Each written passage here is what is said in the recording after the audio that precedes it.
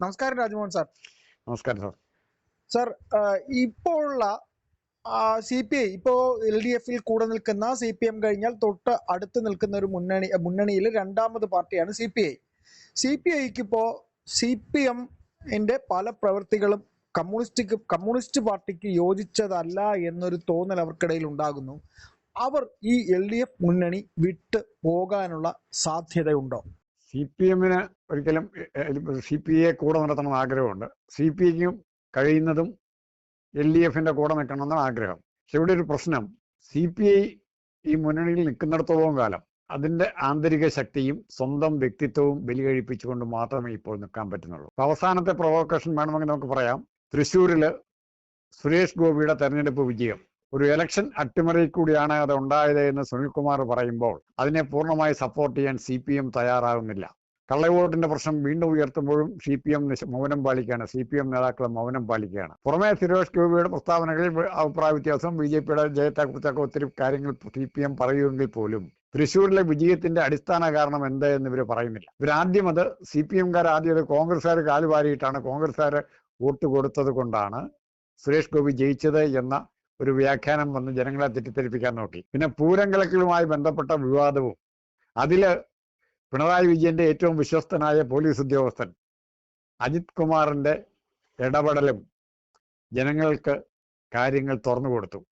അപ്പോഴും CPIക്ക് സ്വന്തമായ അഭിപ്രായം ഉറച്ചു പറയാനുള്ള ധൈര്യമില്ലായിരുന്നു. എന്നാൽ ഇപ്പോൾ അത് തിരിച്ചു കിട്ടിയിരിക്കുന്നു. ആ ധൈര്യം തിരിച്ചു കിട്ടുന്നതിന്റെ കാരണം ഇന്ന് CPI പരസ്യമായിട്ട് പറഞ്ഞിരിക്കുന്നു, ഇലക്ഷൻ കമ്മീഷന്റെയും കൂടെ അംഗീകാരത്തോടെയും സഹകരണത്തോടെയുമാണ് തൃശ്ശൂരിലെ ഇലക്ഷൻ അട്ടിമറി നടന്നിരിക്കുന്നത് എന്ന്.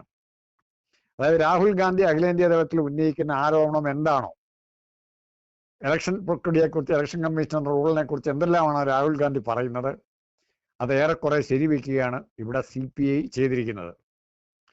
CPI അങ്ങനെ ചെയ്തതിന്റെ അതിനെ സപ്പോർട്ട് ചെയ്യാൻ CPM തയ്യാറുണ്ടോ ഇല്ലയോ എന്നുള്ളതാണ്. CPM എന്ന് പറഞ്ഞാൽ ഞാൻ എടുത്തു പറയും, കേരളത്തിലെ CPM, പിണറായി വിജയന്റെ CPM, പിണറായി വിജയൻ നയിക്കുന്ന CPM, പിണറായി വിജയനെ മാത്രം അംഗീകരിക്കുന്ന CPM, ആ CPM-ന്റെ കാര്യമാണ് ഞാൻ പറയുന്നത്.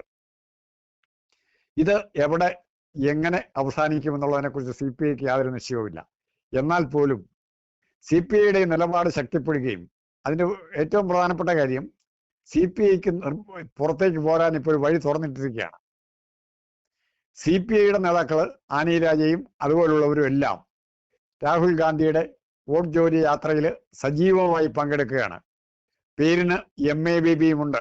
കാരണം MA ബേബിക്ക് കേരളത്തിൽ പരിപാടികൾ ഇല്ലാത്തതുകൊണ്ട് എവിടെയെങ്കിലും പങ്കെടുക്കണല്ലോ എന്ന് വിചാരിച്ച് മാത്രമാണ് അദ്ദേഹം പോകുന്നത്. എന്തുകൊണ്ട് സ്റ്റാലിനും മമതയ്ക്കും കേജ്രിവാളിനും ഒക്കെ പങ്കെടുക്കാവുന്ന ഒരു യോഗത്തിൽ തേജസ്വി യാദവിനും അഖിലേഷ് യാദവിനും പങ്കെടുക്കാവുന്ന ഒരു പരിപാടിയിൽ ഇവിടുത്തെ ഇടതുപക്ഷത്തിന്റെ ഏറ്റവും വലിയ നേതാവാണ് എന്ന് പറയുന്ന പിണറായി വിജയന് പങ്കെടുക്കാൻ സാധിക്കുന്നില്ല? അവിടെയാണ് മോഡിയും പിണറായിയും തമ്മിലുള്ള ബന്ധം അല്ലെങ്കിൽ അണ്ടർസ്റ്റാൻഡിങ് നമുക്ക് കാണുന്നത്. പിണറായി വിജയനെ രക്ഷിക്കുന്നതിന് മോഡി വെച്ചിരിക്കുന്ന പ്രധാനപ്പെട്ട കണ്ടീഷൻ പ്രതിപക്ഷ ഐക്യത്തെ, ഇന്ത്യ മുന്നണി ഐക്യത്തെ എങ്ങനെയെങ്കിലും ഇല്ലാതാക്കുക എന്നുള്ളതാണ്. ആ നടപടിക്രമങ്ങളെ കൃത്യമായിട്ട് ആര് പാലിക്കുന്നു?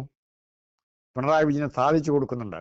പിണറായി വിജയന്റെ ഈ തെറ്റായ അപപ്രംശത്തിനെതിരായി സംസാരിക്കാനായിട്ട് അഭിപ്രായ വ്യത്യാസമുള്ളവർ പാർട്ടിയിൽ ഉണ്ടെങ്കിൽ പോലും, വളരെ തീക്ഷ്ണമായ അഭിപ്രായ വ്യത്യാസമുള്ളവർ വ്യക്തിപരമായി സംസാരിക്കുമ്പോൾ പ്രകടിപ്പിക്കുന്നെങ്കിൽ പോലും അത് തുറന്നു പറയാനോ എതിർക്കാനോ തയ്യാറാകുന്നില്ല. രണ്ടുപേരുടെ കാര്യം മാത്രം ആലോചിച്ചാൽ മതി. നമ്മൾ നിലമ്പൂർ ഇലക്ഷനിലൊക്കെ കൊണ്ടുകാണുന്നു, സ്വരാജ്യ നിയമസഭയിൽ വേണം, അനീതിക്കെതിരെ ശബ്ദമുയർത്താൻ നിലപാടുകളുടെ രാജകുമാരൻ. ഇപ്പം നിലപാടുകളുടെ രാജകുമാരൻ ശബ്ദമില്ലേ? അല്ലോ, ഇത് പറയേണ്ട കാര്യമല്ലേ?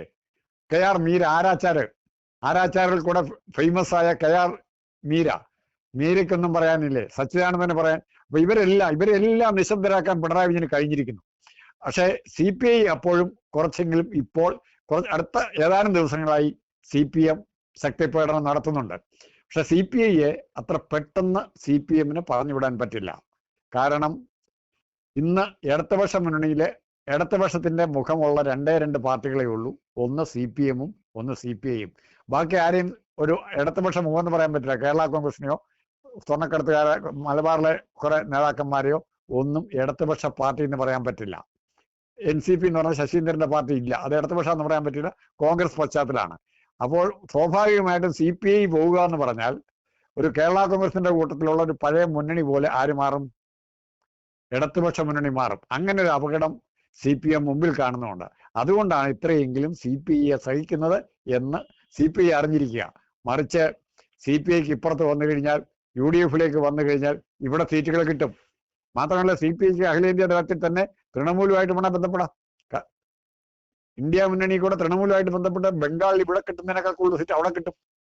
മാർക്സിസ്റ്റ് പാർട്ടിയുടെ മുഖത്ത് അടി കൊടുക്കാനുള്ള CPIക്ക് കിട്ടുന്ന ഒരു അവസരം കൂടിയായിട്ട് അടുത്ത ഏതാനും മാസത്തെ രാഷ്ട്രീയ മാറ്റങ്ങൾ മാറും എന്ന് ഞാൻ പ്രതീക്ഷിക്കുന്നു. സാർ, അങ്ങനെ പറയുമ്പോഴേ ഈ CPIയുടെ സ്ഥാനാർത്ഥികൾ ജയിക്കുന്നത് പൂർണ്ണമായും CPIയുടെ വോട്ട് കൊണ്ട് മാത്രമല്ലല്ലോ. CPM എന്ന് പറയുന്ന അവരുടെ ഘടകകക്ഷിയിലുള്ള വലിയ മുന്നണിയായ CPMന്റെ വോട്ട് കൂടെ കിട്ടിയല്ലേ CPI സ്ഥാനാർത്ഥികൾ മിക്കയിടങ്ങളിലും ജയിക്കുന്നത്. അപ്പൊ മറിച്ച് അവര് UDF-ലേക്ക് പോകുമ്പോൾ കോൺഗ്രസിന് അത്ര കണ്ട് വോട്ട് മറിക്കാൻ കഴിയുമോ? അല്ല, ഇതിലെ പ്രശ്നം ഈ ജനങ്ങളുടെ സ്വീകാര്യത എന്ന് പറഞ്ഞാൽ പാർട്ടി പൊളിറ്റിക്സ് അടിസ്ഥാനത്തിൽ വോട്ട് ചെയ്യുന്നത് CPMന് വോട്ട് ചെയ്യുന്നുണ്ട്. ആ വോട്ട് ചെയ്യുന്ന വോട്ടർമാരിൽ CPI ജയിക്കുന്ന സീറ്റുകളിൽ പാർട്ടി വോട്ടുകളിൽ ഒരു 25% മാത്രം CPIക്കും ബാക്കി 75% CPMനാണുള്ളത്. CPIക്ക് തന്നതായിട്ട് ഒരു 30% വോട്ട് പോലും പിടിക്കാൻ പറ്റില്ല. ബാക്കി വോട്ട് മുഴുവൻ CPMന്റെ. പക്ഷെ ബാക്കി ജയിക്കാനുള്ള വോട്ട് കിട്ടുന്നത്, ബൾക്കായിട്ട് വോട്ട് കിട്ടുന്നത് നിഷ്പക്ഷമായി ചിന്തിക്കുന്നവരിൽ നിന്നാണ്, ഇടതുപക്ഷ അനുഭാവമുള്ളവരിൽ നിന്നാണ്. അവരുടെ വോട്ട് കൂടുതലായിട്ട് CPIക്ക് കിട്ടും. ഇപ്പോഴത്തെ പരിസ്ഥിതിയിൽ CPMന് കൊടുക്കാൻ പറ്റാത്ത വോട്ട് കൂടെ ചിലപ്പോൾ CPIക്ക് കിട്ടിയെന്ന് വരും. അപ്പൊ CPI ഇപ്പുറത്ത് കൂടുന്നതുകൊണ്ട് അങ്ങോട്ട് ചെയ്യുന്ന മുസ്ലിം ലീഗ് എന്ന സീറ്റ് കൊടുക്കാൻ പറ്റുമോ? ഇപ്പൊ ശബരിമലയുടെ വിഷയത്തിൽ തന്നെ നിലപാടിന്റെ എല്ലാ നിലപാടുകളും തള്ളി പറയേണ്ടി വന്നു. ഒന്നൊന്നായി തള്ളി പറഞ്ഞു. ഇനി മുസ്ലിം ലീഗിന്റെ കാര്യത്തിനും തള്ളി പറയേണ്ടി വരും. മുസ്ലിം ലീഗ് ഇപ്പുറത്തേക്ക് വരുമ്പോൾ ഇവിടുത്തെ രാഷ്ട്രീയ ഇക്വേഷൻ മാറും. CPMനകത്ത് എളുപ്പത്തിൽ ഈ ഊരാ കുടുക്കിന്ന് രക്ഷപ്പെട്ടു പോരാൻ പറ്റുമെന്ന് ഞാൻ വിചാരിക്കുന്നില്ല. അങ്ങനെ പറയുമ്പോൾ സാറ് പറയുന്നത് ഇപ്പൊ CPIയുടെ ജില്ലാ സമ്മേളനങ്ങളൊക്കെ ഏതാണ്ട് കഴിഞ്ഞു, ഈ സംസ്ഥാന സമ്മേളനത്തിലേക്ക് പോകുന്നു. അപ്പൊ അവരുടെ പാർട്ടി കോൺഗ്രസോടുകൂടി ഇവിടെ കേരളത്തിൽ LDF മുന്നണി വിടേണ്ട തരത്തിലേക്ക് കാര്യങ്ങൾ നീങ്ങുമെന്നാണോ? പാർട്ടി പരസ്യമായിട്ട് തീരുമാനമായിരിക്കില്ല. എന്തെങ്കിലും ഒരു പരസ്പരം വിയോജിക്കാൻ പറ്റുന്ന ഒരു ഇഷ്യൂ ഉണ്ടാകും, അല്ലെ ഉണ്ടാക്കും. തർക്കം ഉണ്ടാകുന്ന വിഷയം ഉണ്ടാക്കുകയും ആ വിഷയത്തിന്റെ പേര് മാറും. അല്ലാണ്ട് പാർട്ടി കാലം മാറുന്നുള്ള ഒരു ധാരണ ഉണ്ടാക്കില്ല. അല്ല, ഇവര് CPI ഏറ്റവും കംഫർട്ടബിൾ ആയിരുന്ന കോൺഗ്രസിന്റെ കൂടെ ആയിരുന്നപ്പോഴല്ലേ ഏറ്റവും കൂടുതൽ സീറ്റ് കിട്ടുക, ഏറ്റവും കൂടുതൽ മന്ത്രിമാരെ കിട്ടുക, മുഖ്യമന്ത്രി സ്ഥാനം വരെ കിട്ടുക, ഇതെല്ലാം കോൺഗ്രസിന്റെ കൂടെ വന്നപ്പോഴാണ്. അത് സാധാരണ CPI ആണെങ്കിൽ ഇപ്പോഴും അറിയാം. ഇവിടെ നിന്ന് ചവിട്ട് മാത്രമേ ഉള്ളൂ CPMന്റെ എല്ലാ രംഗത്തും. ഏതായാലും സാർ, നമുക്ക് കുറച്ചുകൂടെ ഒന്ന് കാത്തിരിക്കാം.